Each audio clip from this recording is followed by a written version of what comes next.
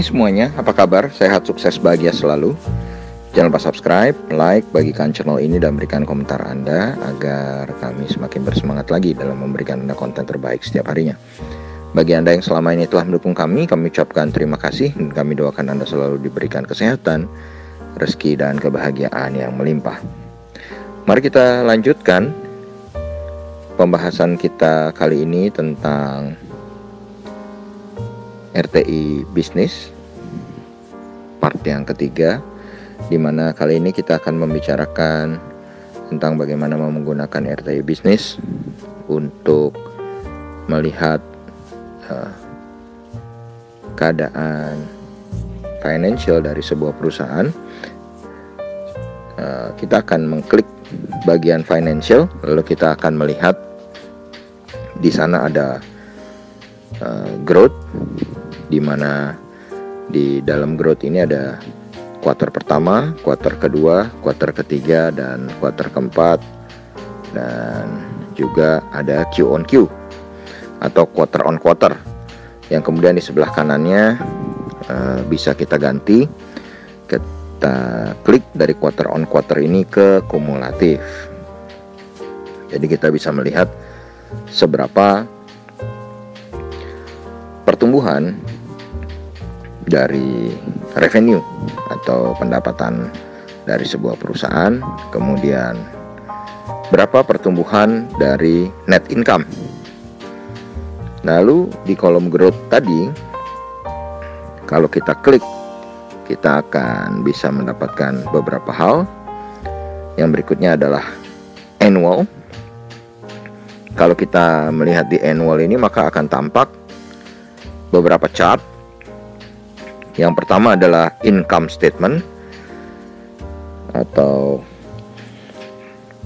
bagaimana chart dari pertumbuhan net income, revenue, dan juga net profit margin. Jadi kita harus bisa melihat sebuah perusahaan yang baik adalah sebuah perusahaan yang net income-nya terus bertumbuh, dan tentu saja revenue-nya atau pendapatan juga bertumbuh, dan net profit margin-nya bisa terus bertumbuh.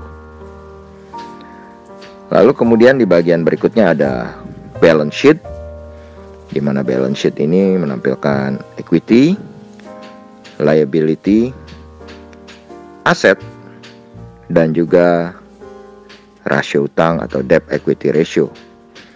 Jadi kita bisa melihat bagaimana pertumbuhan selama 5 tahun terakhir sebuah perusahaan dari sisi balance sheet-nya atau neraca perdagangannya.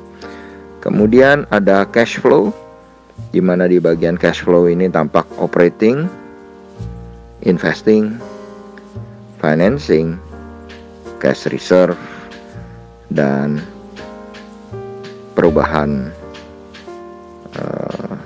kas secara neto. Jadi kita bisa melihat apakah saham dari perusahaan ini atau perusahaan yang kita sedang amati memiliki arus kas atau cash flow yang baik. Dan yang di bagian terakhir adalah earnings. Di bagian earnings ini tampak ada dividen per share, earning per share, dan dividen payout ratio. Tentu saja saham yang kita cari adalah saham yang earning per share-nya bertumbuh. Kemudian kalau kita klik kembali di atas, kita akan bertemu dengan income statement, di mana di income statement ini bisa kita lihat quarterly dan juga annual, di mana kita bisa melihat net income, revenue, dan juga net profit marginnya baik secara kuartalan ataupun secara annual. Begitu juga kalau kita mengklik balance sheet, maka di balance sheet ini akan tampak secara quarterly maupun annual ekuitas, liability, aset, dan debt equity ratio-nya atau rasio antara hutang dengan ekuitas.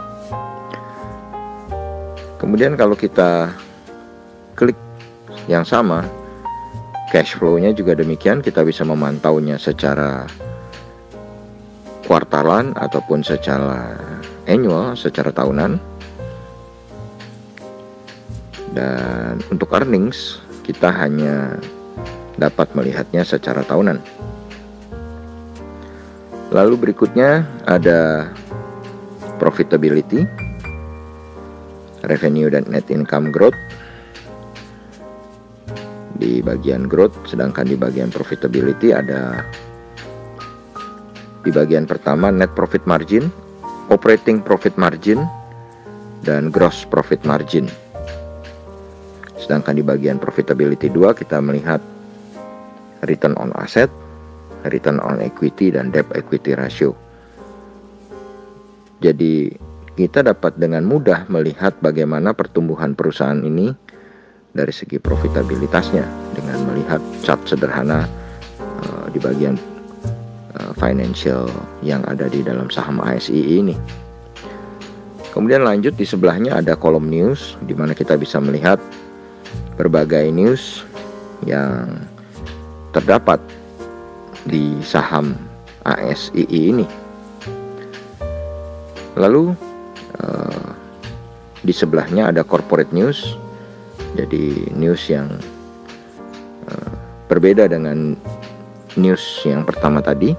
Corporate news hanya news yang berasal dari sisi corporate ya, jadi seperti registrasi pemegang saham, laba bersih, dan lain sebagainya.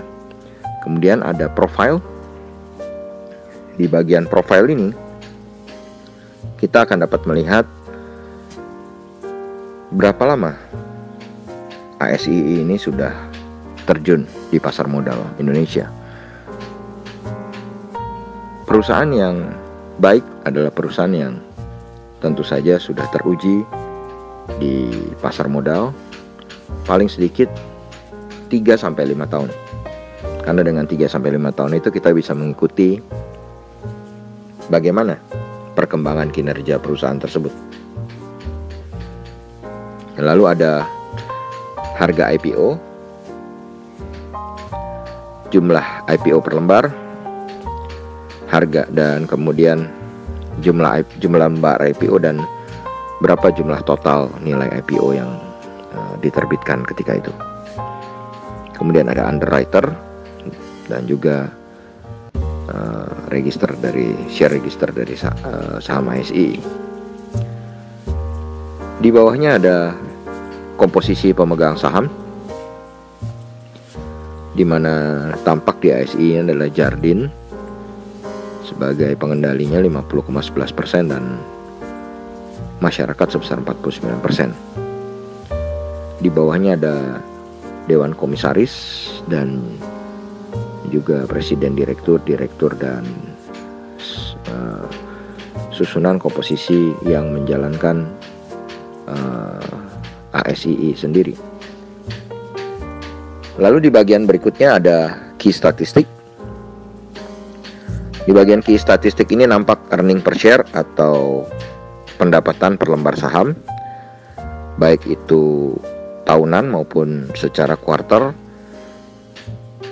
Ini akan sangat penting bagi kita untuk men-trace apakah saham ini sedang bergerak bertumbuh perusahaannya ataupun perusahaannya macet atau bahkan menurun performanya. Karena perusahaan yang kita cari tentu adalah perusahaan yang berhasil meningkatkan performa kinerjanya dari tahun ke tahun. Kemudian di bawahnya ada fundamentalnya, salesnya, aset, liabilitasnya, equity, cash flow, operating profit, dan net profitnya. Lalu ada earnings atau pendapatan, ada dividen per share, earning per share, revenue per share, book value per share, cash flow per share, dan sampai ke net asset per share ya. Jadi kalau kita lihat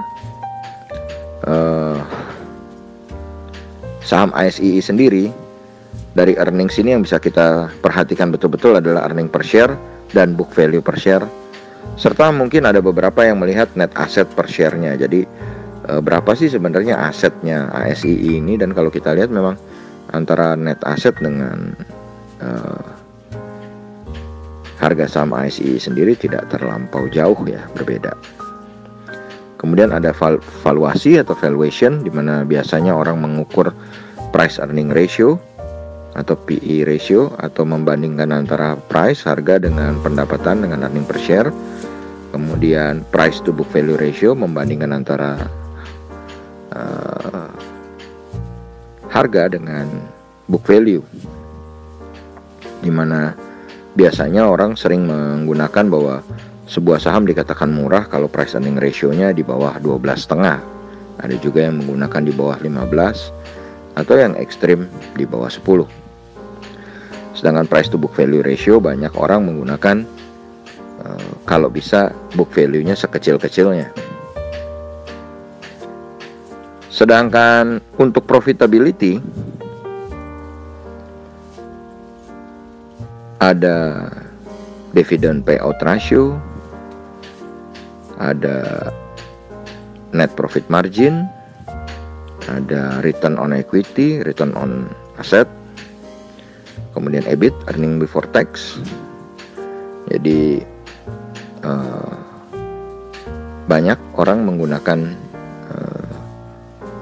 return on equity untuk menghitung seberapa sebenarnya profitabilitas dari sebuah perusahaan. Tapi ada juga yang menggunakan net profit margin dan earning before tax ya, EBIT. Intinya adalah apapun rasio profitabilitas yang kita gunakan, tentu kita ingin rasionya adalah bertumbuh. Itu yang sebenarnya.